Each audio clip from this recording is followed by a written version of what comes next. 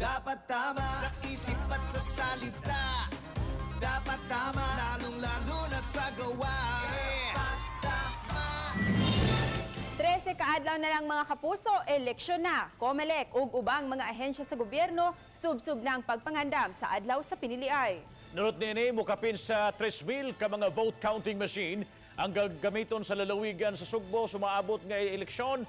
Gi-inspeksyon kaginang buntag sa mga opisyal sa COMELEC o sa kapulisan. Anang report ni Alan Domingo.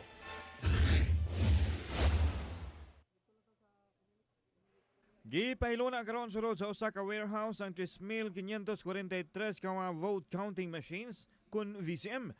Dugangan pa hinoon kini o 523 aron makumpleto ang 4,066 ka mga VCM alang sa lalawigan Sugbo.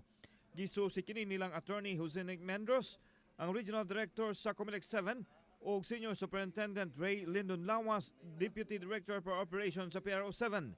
Laki po sa miabot ang mga SD card in gitago ang tanang datos sa machine. Dito muna because the distribution will be on the first week of May. When I say distribution, that would be delivery to the polling centers.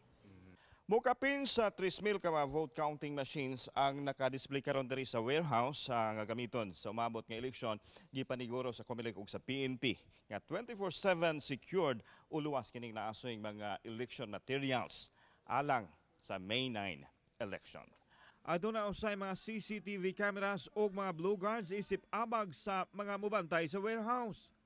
101% secured ang mga vote counting machines nga naaron karon diri. Samtang ilagdang maabot sa pipila ka adlaw din ni Sugbo ang 22 ka mga generator sets gagamiton sa mga barangay nga walay linyas kuryente. Alan Domingo, Balitang Bisdak.